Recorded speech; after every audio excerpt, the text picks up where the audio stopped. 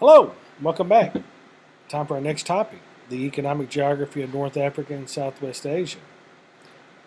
Today's topic, we're going to discuss the various economic resources and resources that the North Africa and Southwest Asia have that they are dependent on for their survival and how they make their money. When we talk about economics, that's what we're talking about, money. This particular region has many natural resources. And oil is probably the most major resource they have in this region. They depend a lot on oil to make money. They have a large amount of the world's oil reserves, and therefore they bring it out of the ground and they sell it.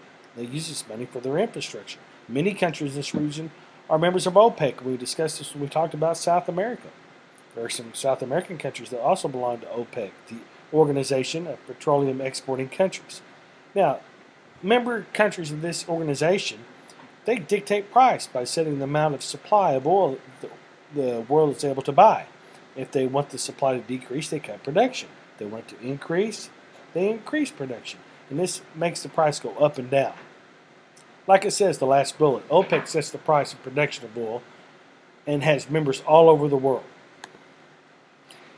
Countries in this region with oil are Saudi Arabia, Iraq, Iran, United Arab Emirates, Kuwait, Qatar, and Libya. Countries in this region who have very little oil are Israel, Turkey, Jordan, Lebanon, Syria, Morocco, and Afghanistan. So it's kind of a case of the have and have-nots. Those countries with oil typically have higher standards of living because this oil produces a lot of money for this country and they distribute the money around. There are positive and negative effects from oil revenues, though. Some countries have used the oil money to build infrastructure, such as schools and telecommunication systems, like internet services and telephone systems. They've also built hotels that attract tourists. However, oil fluctuates. The price of oil fluctuates on the world market, so it makes it difficult to plan for the future.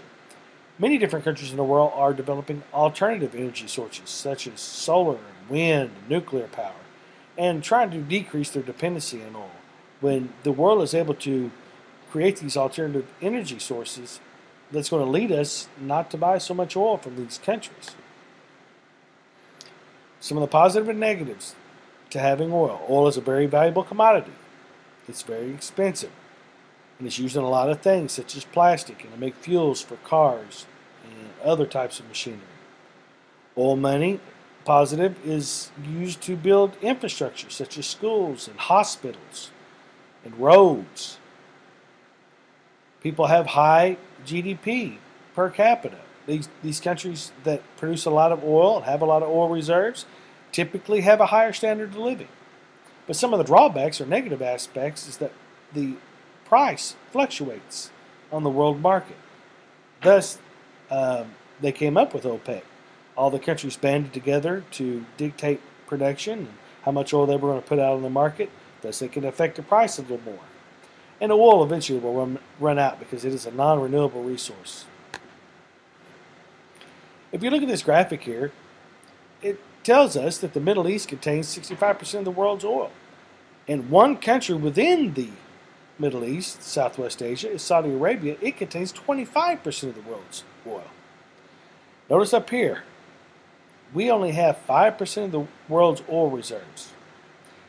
Even Africa, both northern and sub-Sahara combined, has more oil than the United States. Here's a diagram of the oil fields that can be found in Southwest Asia, otherwise known in the United States as the Middle East. Notice the large amount of oil fields in Iran and Saudi Arabia along its western borders. There's some oil fields up here in Iraq, also in northern Iraq. If we look at Middle East oil production, we see that Saudi Arabia produces far more oil than any other country in the region, followed by Iran. Notice on the graphic, Iraq, a country which we invaded to depose the dictator Saddam Hussein, produces quite a bit of oil also. It is the fourth leading producer of oil in the region. Where do we get our oil in the United States? Well, we get it from our northern neighbors, Canada. We also buy quite a bit of oil from our southern neighbor, Mexico. And next probably one of the few allies or people we have a decent relationship in the Middle East. Saudi Arabia is the third leading provider of oil to the United States. The most important resource in this region, and I have to stress this point because this is a learning point. The most important resource in this region is fresh water. These countries need water to irrigate crops to grow food. And some countries have major rivers such as Turkey, Iraq, Israel, Syria, and Egypt. Other countries get fresh water by converting the salt water from the ocean to fresh water in a process they call desalination. This process is very expensive and requires a huge amount of money. Most of the people that use desalination are those that have a lot of oil because they can afford to sell that oil, bring back the money, and build plants that can complete this process. Water, very important resource in this region. They do have some other resources found in this area: phosphates, copper, coal, citrus products, and they grow some cotton. The economic activities of Northern Africa and Southwest Asia can be divided into three primary areas. You have primary economic activities such as farming, hunting, fishing, and mining, timber falling or cutting down trees. Secondary economic activities such as where the resources are processed in factories and turned into goods. And tertiary, that means outside service industries such as advertising, transportation, government employees, and selling things, retail sales. This region is highly dependent on its primary economic activities, and number one, chief, is oil drilling, bringing the oil from the oil reserves out of the ground and selling it on the world market. The next big economic activity is agriculture. People grow foods in irrigated areas along the rivers and on the Mediterranean coast. One big primary example is the Tigris and Euphrates rivers in Iraq, where they use irrigation to grow many types of crops, and also on the Nile River Valley in Egypt, where they grow many types of foodstuffs and other products that can be sold. And the last economic activity I want to talk about is pastoralism. Mainly you find this in areas like in Turkey and Northern Africa, in which people are nomadic hunters. They move herds of cattle, sheep, and goats and raise them till they're old enough to be sold for food. Countries with oil have small populations. The labor shortage is filled by guest workers from South and East Asian countries such as India, Philippines, Pakistan, and Indonesia. Working in the oil field is very hard work, and the countries with small populations with large supplies of oil have to hire in foreign workers to work in the oil fields. Agriculture in this region is limited to areas near rivers that can be irrigated. It's common sense. You cannot grow crops without water. Areas with significant agriculture are the Nile River in Egypt, where they use irrigation to grow large amounts of crop. The Tigris and Euphrates in Turkey and Iraq, they're again using irrigation to grow large amounts of crops. And heavily irrigated areas in Israel near the Jordan River. And we're going to talk about a little bit later in the presentation, kibbutzes. A kibbutz is a sort of like a plantation type of farm, but people are not forced there, forced labor. They volunteer to work there, but they live in groups. They live like in a group home. Here's a diagram detailing the agricultural production of Southwest Asia. Notice Lebanon in this particular slide produces many types of foodstuffs, along with Israel and Syria. Syria is dependent a lot on the irrigation from the Euphrates River for the crops that it grows. Here's a picture of a kibbutz in Israel. Notice how green this area is here and here and here, and the surrounding area is very dry, almost desert-like. It's because the kibbutz uses irrigation. This particular area is where the workers would live in their homes. They would have a community kitchen, a community school, and the children would go to school here till they reach a certain age. Then they would go out into the fields and work in agriculture here and here. It's been very effective there in Israel. They're able to produce a large amount of crops using the kibbutzes. Next, I want to talk about the Aswan High Dam. It was built on the Nile River in 1970. It was originally built to stop the seasonal flooding. Every year, the Nile River in Egypt and also the Tigris and Euphrates River in Iraq floods. So they built the dam on the Nile to stop the flooding from destroying so much farmland and homes. It was also built to provide hydroelectric power for Egypt. Also provides a steady source of water for irrigation to the agricultural areas of the Nile River Valley.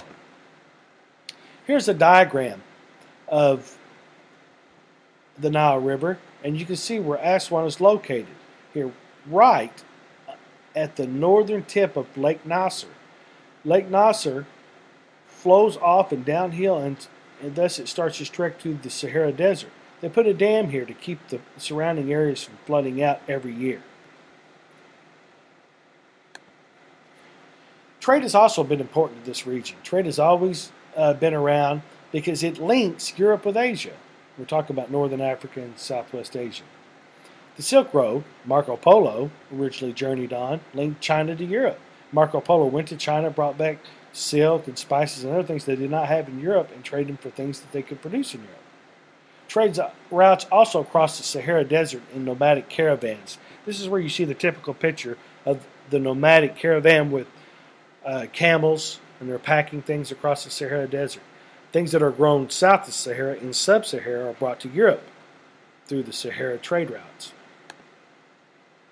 There are also contemporary trade routes, not so much used by camel caravans. Now they depend a lot on water shipping. And the Bosporus and the Dardanelles that connect the Black Sea and the Mediterranean Sea in the north is very important, along with the Suez Canal, which connects the Mediterranean to the Red Sea in the south. And the Strait of Hormuz is very important because it connects the Persian Gulf, to the Arabian Sea and the Indian Ocean.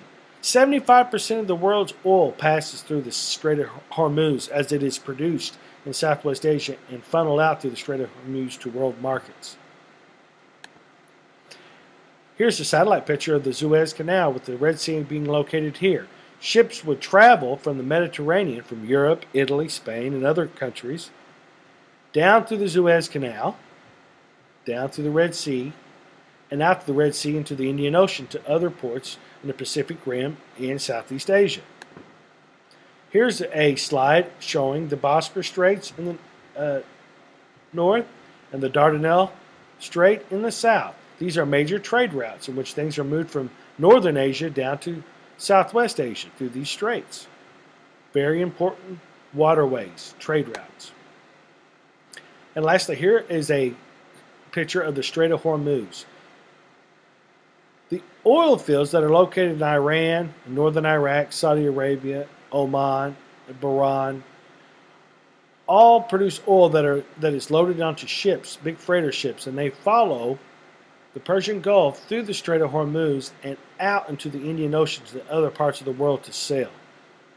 Very important waterway in Southwest Asia is the Strait of Hormuz. A lot of oil traffic goes through there. The Suez Canal, like I said earlier, connects the Mediterranean Sea to the Red Sea. But the Suez Canal is owned by the Suez Canal Authority, and it's owned by the country of Egypt. And the average toll to go through the Suez Canal is $150,000, making it a very expensive trade route, but nonetheless worth it. One of the last things I want to talk about is tourism in the countries of Southwest Asia and Northern Africa. Some countries in this region make a lot of money from tourism. People from all over the world go to Egypt to visit the Great Pyramids and the Sphinx and the Valley of the Kings from the ancient Egyptian civilization. People visit Jerusalem and Israel, Christians, to see the Dome of the Rock, the Western Wailing Wall, and the Church of the Holy Sepulchre. Many tourists and Muslims visit Mecca as they complete their Hajj, one of the 5 pillars of the Islamic faith. As you can see, there's many ways to make money. There's the selling of oil, herding, oil production, and tourism. These are just a few ways people in the Southwest Asia and North African corridor make money.